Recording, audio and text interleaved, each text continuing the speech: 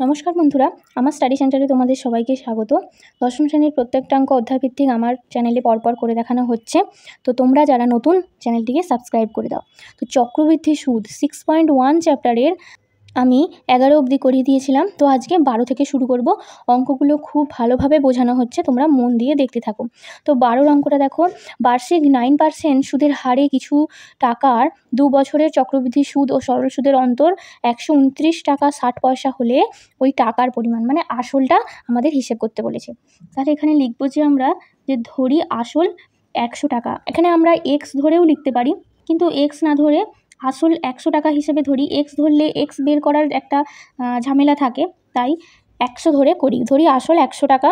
এবার সুদের হার, তাহলে বার্ষিক 9% সুদের হার আর সময়, নির্ণেয় সময় টি সমান কত, 2 বছর। এবার দেখো দুটো সুদ বার করতে হবে আর সেই দুটো সুদের বিয়োগফল। তাহলে প্রথমে লিখি সরল সুদের ক্ষেত্রে। সরল সুদের সূত্র কি জানি, আই সমান PTR/100। পি এর মান এখানে 100 গুণিত টি এর মান দেখো 2 বছর আর আর এর মান 9। তাহলে 100 উপর নিচ কেটে দেবো, 9 দুগুণে কত, 18। তাহলে সরল সুদ আমাদের 18 টাকা। এবার চক্রবৃদ্ধি সুদ। চক্রবৃদ্ধি সুদের ক্ষেত্রে সবসময় অ্যামাউন্ট সমান এর মান আমরা 100 ধরেছি,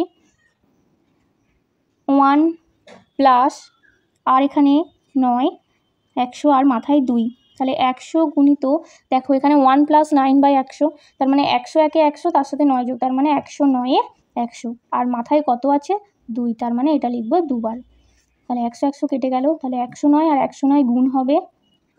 গুণটা পাশেই করে নিই, দেখো 9 9 81 আর 9 একে 9, তিনটে শূন্য বসে গেল আর 109। 8 9 18, 8 হাতে 1 1 লিখে দিলাম আর 1 1 8 8 1, তাহলে 1 1 8 8 1 নিচে 100।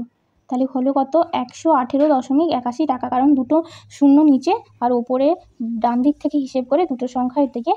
এবার দেখো এটা অ্যামাউন্ট, তো তাহলে সুদ কত, চক্রবৃদ্ধি সুদ সমান 118.81 টাকা মাইনাস কত ধরেছিলাম 100 টাকা। তাহলে সুদ আসল থেকে আসলটা বাদ দেব, হলো কত 18 টাকা 81 পয়সা। এবার দেখো একটা সরল সুদ বার করলাম, একটা চক্রবৃদ্ধি সুদ বার করলাম। তাহলে এবার পার্থক্য কত, দুই প্রকার সুদের মধ্যে পার্থক্য সমান দেখো চক্রবৃদ্ধি সুদ হচ্ছে 18 টাকা 81 পয়সা আর সরল সুদ ছিল 18 টাকা, টাকার হিসাবে লিখলাম। তাহলে দুটো বিয়োগ করলে কত হবে, 0.81 টাকা বা 81 পয়সা। এটা হচ্ছে পার্থক্য। তাহলে দুটো সুদের পার্থক্য আমরা বার করে নিলাম। আর বইতে দেখো দেওয়া আছে দুটো সুদের পার্থক্য 129 টাকা 60 পয়সা। তাহলে এটা ঐকিক নিয়ম ধরে আমরা অঙ্কটা করব। এবার আমরা তাহলে কি করব, দেখো পার্থক্য বেরিয়েছে 0.81 টাকা, তাহলে 0.81 টাকায় হচ্ছে আসল 100 টাকা, তাহলে ওইটাই লিখব, 0.81 টাকায় আসল 100 টাকা। তাহলে 1 টাকায় কত, ঐকিক নিয়ম 0.81 টাকা 1 টাকায়। আচ্ছা এবার বই ফলো করো, বইতে দেওয়া আছে 129 টাকা 60 পয়সা হচ্ছে পার্থক্যটা। তাহলে 129 টাকা 60 পয়সায় আসল কত হবে, 100 গুণিত এটা যেমন আছে তেমন তুলবো, তুলে এই যে অ্যামাউন্টটা এটা হচ্ছে পাশে লিখবো। এবার ক্যালকুলেশন করব। এটা বুঝতে পারলে দেখো আমরা আসল 100 ধরে একটা পার্থক্য বার করেছি, সেই পার্থক্যটা দিয়ে এবার করব কি, না এত টাকায় আসল 100 টাকা হলে 1 টাকায় কত আর এই বইয়ের অ্যামাউন্টে কত হবে। তাহলে 100 গুণিত 129 60 গুণিত দেখো নিচে দশমিক আছে, এই দশমিকটা তোলার জন্য ওপরে 100 লিখব, আর ওপরে যে দশমিক আছে সেই দশমিকটা তোলার জন্য নিচে 100 লিখব। তাহলে ওপরের 100 নিচের 100 কেটে দেবো। এবার ওপরের এই সংখ্যাটাকে 81 দিয়ে ভাগ করে দেবো।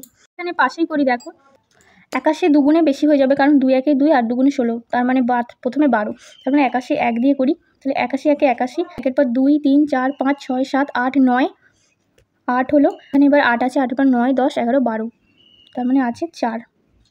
আবার 6 নামবে। এবার 81কে 6 দিয়ে দেখো, 6 একে 6 6 8 48, দেখো মিলে গেল। আর শূন্য, এখানে শূন্য করতে শূন্য। তাহলে দেখো 81 এবার কাটাকুটি করি, 160 হলো।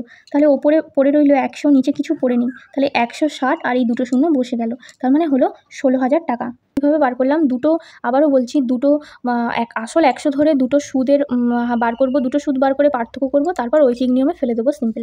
তাহলে এবার উত্তর লিখে দিই যে বা নির্ণেয় টাকার পরিমাণ হলো 16,000 টাকা। বুঝতে পারলে অঙ্কটা? 13 অঙ্কটা দেখো, যদি বার্ষিক 10% হারে কিছু টাকা 3 বছরের চক্রবৃদ্ধি সুদ ও সরল সুদের অন্তর 930 টাকা হয়, তবে টাকার পরিমাণ কত? এখানেও তাই 12 আর 13 অঙ্কটা একই, তো এখানেও আমরা 100 টাকা হিসেবে ধরবো। তাহলে লিখে নিয়েছি, ধরি আসল 100 টাকা। এরপর লিখবো বার্ষিক সুদের হার R% সমান 10%, আর সময় কত? সময় হচ্ছে 3 বছর, তাহলে সময় T সমান 3 বছর। তাহলে সরল সুদ বার করব আর চক্রবৃদ্ধি সুদ বার করব। সরল সুদের সূত্র হচ্ছে I সমান PTR/100। P এর মান আমরা 100 ধরেছি, T এর মান 3 বছর, R এর মান 10%, তারপর 100। তাহলে 100 কেটে গেল, 3 10 30, তাহলে সরল সুদ বেরোলো 30 টাকা। এবার চক্রবৃদ্ধি সুদ, চক্রবৃদ্ধি সুদের সূত্র কি? A সমান P × 1 + R/100, সব লিখে নিলাম। আর সময় হচ্ছে 3 বছর, তাহলে 100 গুণিত, এখানে দেখো 100 আছে, তার সাথে 10 গুণ যোগ করব, তাহলে 100 10-এর 100, এইভাবে 3 বার লিখবো, যেহেতু মাথায় 3 আছে। 100 কেটে যাবে, ওপরে দেখো 3টে শূন্য কাটবো আর নিচেও 3টে শূন্য কাটবো, তাহলে পড়ে রইল কি? একবার ফ্রেশ করে লিখি, 11 × 11 × 11, আর নিচে পড়ে রইল কি না? শুধু 10। আচ্ছা, 11 আর 11 আমরা কি জানি? 121, তাহলে 121 × 11, তার নিচে 10। এবার 121-এর সাথে 11 গুণ করব, এখানে গুণটা করে নিই ছোট্ট করে। 121-এর সাথে 11 গুণ করব, দেখো 121 আর 121, 1 2 1 3 2 1 3, তাহলে 1331 টাকা, নিচে 10, তাহলে 10 নিচে একটা শূন্য আছে, ওপরে শূন্যটা ডান দিক থেকে একটা সংখ্যার ওপর, তাহলে 133 টাকা 10 পয়সা। এবার দেখো চক্রবৃদ্ধি সুদ মানেই অ্যামাউন্ট, এবার তাহলে সুদ কত? তাহলে চক্রবৃদ্ধি সুদ সমান সুদ আসল এটা 133 টাকা 10 পয়সা থেকে 100 টাকা বাদ দেব, বাদ দিলে কত হবে না? 33 টাকা 10 পয়সা। এবার এটা সরল সুদ আর চক্রবৃদ্ধি সুদ বেরোলো। এবার পার্থক্যটা বার করব, তাহলে পার্থক্য সমান 33 টাকা 10 পয়সা মাইনাস 30 টাকা, সরল সুদ ছিল 30 টাকা, তাহলে 3 টাকা 10 পয়সা, এটা হলো পার্থক্য। এবার বই দেখো, বইতে কত পার্থক্য দেওয়া আছে? 930 টাকা, তাহলে আমাদের বেরোলো 3 টাকা 10 পয়সা। তাহলে লিখবো ঐকিক নিয়মে আগের অঙ্কটার মতন, 3 টাকা 10 পয়সা পার্থক্যে বা অন্তরে আসল হচ্ছে 100 টাকা, এটা লিখলাম। আচ্ছা, তাহলে 1 টাকায় কত? তাহলে 100-র নিচে 3 টাকা 10 পয়সা, আর 930 টাকায় কত? 100 গুণিত 930, তার নিচে 3 টাকা 10 পয়সা। এবার এই ক্যালকুলেশনটা করি, দেখো নিচে যেহেতু দশমিকের পর দুটো সংখ্যা আছে, তাই ওপরে এই দশমিকটা তোলার জন্য ওপরে আমাদের 100 নিতে হবে, তাহলে 100 গুণিত 930 গুণিত 100, আর নিচে 310, নিচে একটা শূন্য ওপরে একটা শূন্য কেটে দিলাম, তাহলে 31কে এটা দিয়ে কাটবো, 3 দিয়ে হবে, দেখো 3 1 3, 3 3 9, তাহলে হবে কত? 3 বার করলাম, আর 1 2 3 4, 1 2 3 4 মানে 3000 টাকা। তাহলে এটা বুঝতে পারলে একই রকম অঙ্ক, সরল সুদ আর চক্রবৃদ্ধি সুদ বার করবো। আমি বারবার বলছি তোমাদের বোঝার জন্য, দুটো সুদ বার করে দুটো সুদের পার্থক্য করব, তারপর ঐকিক নিয়ম অনুসারে আমাদের যে পার্থক্যটা বেরোলো সেখানে হলে 100 টাকা হলে, তাহলে বইতে যেটা আছে সেটাই কত বলে ঐকিক নিয়মে বার করে দেবো। তাহলে এখানে লিখবো যে নির্ণেয় আসল বা টাকার পরিমাণ, তোমরা যেমন ইচ্ছা লিখবে, হলো 30,000 টাকা। বুঝতে পারলে? এবার 14 অঙ্কটা দেখো, বার্ষিক চক্রবৃদ্ধি সুদের হার যদি প্রথম বছরে 7%, দ্বিতীয় বছরে 8% হয়, তবে 6,000 টাকায় 2 বছরের সুদ কত? এতক্ষণ আমরা কি করছিলাম না, সুদের হার সেটা একটাই দেওয়া ছিল বইতে, তো এই অঙ্কটা থেকে পার্টিকুলার এই অঙ্কটা থেকে শুরু হলো সুদের হার দুটো, মানে প্রথম বছরে একটা সুদের হার আর দ্বিতীয় বছরে একটা সুদের হার, মানে সুদের হার চেঞ্জ হচ্ছে। তখন কি আমরা করব? সূত্র ধরে, সেটার সূত্র আলাদা আছে, তো তোমরা দেখো। যদি প্রথম বছরে সুদের হার R1 হয়, দ্বিতীয় বছরে সুদের হার R2, তো আরও যদি থাকে যে তৃতীয় বছরে সুদের হার R3, এরকম করে করে মানে R3 R4 এরকম করে বাড়তেই থাকলো। তো সেই সূত্র হলো অ্যামাউন্ট A সমান P × 1 প্লাস, দেখো R1/100 একটা হলো, আবার দেখো 1 প্লাস R2/100, 1 প্লাস R3/100, এরকম হলো, মানে হতেই থাকবে R1 R2 R3। তো এই সূত্র হচ্ছে, এবার আমরা কাজ করব। তাহলে প্রথম লিখে নিই যে আসল P সমান 6,000 টাকা, তারপরে লিখব যে প্রথম বছরে সুদের হার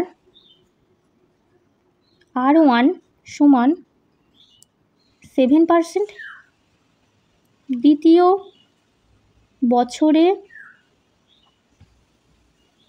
সুদের হার R2 সমান 8%, তাহলে সময় কত? 2 বছর। আচ্ছা, এখানে সময় আলাদা করে বলতে হয় না, কারণ দেখো প্রথম বছর দ্বিতীয় বছর মানেই কিন্তু 2 বছর, তাহলে তবু লিখি যে সময় T সমান 2 বছর। তাহলে চক্রবৃদ্ধি সুদের সূত্র অনুযায়ী অ্যামাউন্ট A সমান P × এইটা যে বললাম সেই সূত্রটা লিখি, P এর মান এখানে 6,000 টাকা, আচ্ছা 1 প্লাস এখানে R1 এর মান কত 7%, মানে 7-এর 100। R2 এর মান কত 1 প্লাস 8/100। এইটা হলো আমাদের সূত্রে ফেললাম। তাহলে 6000 গুণিত, এবার 100 একে 100, তার সঙ্গে 7 যোগ করবো, তার মানে 107।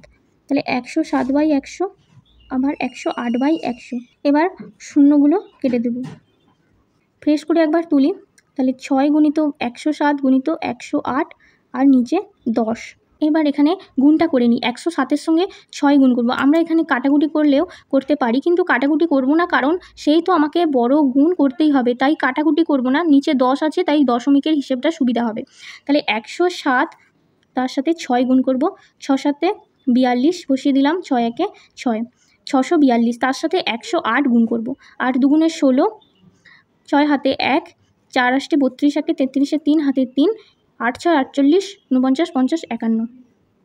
0 3 ঘর 0 বসিয়ে দেবো।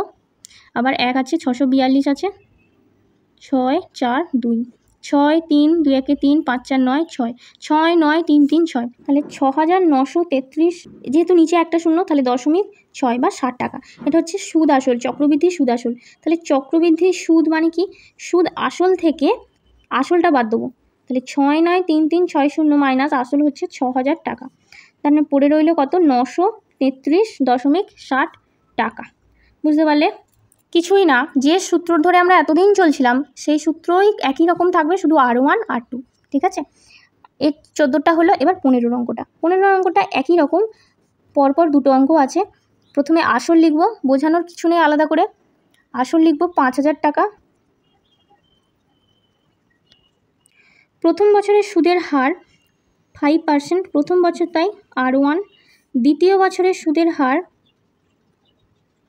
R2, যেহেতু দ্বিতীয় বছর 6%, আর সময় 2 বছর। এটা আলাদা করে লিখতে হয় না, তবুও লিখে দিচ্ছি। এবার সূত্রটা লিখি। পি এর মান কত 5000 টাকা ইন্টু 1 প্লাস 5/100 আবার 1 প্লাস 6/100। তাহলে 5000 গুণিত 105-এর 100 গুণিত 106-এর 100। সব শূন্য কেটে দিলাম। 5 2 10, সব শূন্য কেটে দিতে এখানে রইল 5, আর এখানে সব শূন্য কেটে দিতে একটা শূন্য, মানে 10 রয়েছিল, তাই 5 2 10 লিখলাম। এবার 2-কে 106, তাহলে 2 5 10, 2 3 6, তার মানে 105 গুণিত 53। এটা হচ্ছে গুণ করতে হবে। তাহলে এখানে লিখি 105 আর 53।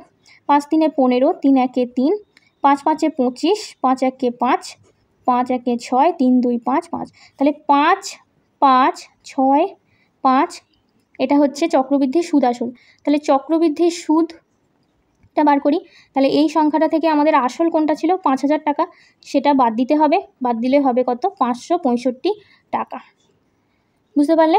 চক্রবৃদ্ধির সুদ একই রকম দুটো অঙ্ক 14 15। প্রথমে দেখো 12 আর 13 একই রকম অঙ্ক, আর 14 15 একই রকম অঙ্ক। তাহলে আজকে এইটুকুই, 12 13 14 15 করানো হলো। এর পরের ভিডিওতে আমি 16 থেকে করাবো। তো তোমরা যারা নতুন, চ্যানেলটিকে সাবস্ক্রাইব করো প্রত্যেকটা অঙ্ক পাওয়ার জন্য। আর তোমাদের কোথায় সমস্যা, অন্য কোনো সাবজেক্টের কোনো টপিক ধরে যদি কোনো সমস্যা, কোনো প্রশ্ন থেকে থাকে, অবশ্যই কমেন্ট করে আমাকে জানাও, আমি ভিডিও দেবো। আমার রিকোয়েস্টেড ভিডিও অনেক আছে এই চ্যানেলে, তো তোমরা সেরকমই রিকোয়েস্ট করো, আমি ভিডিও দেবো। তো আজকের মতো এইটুকুই, চলো বাই।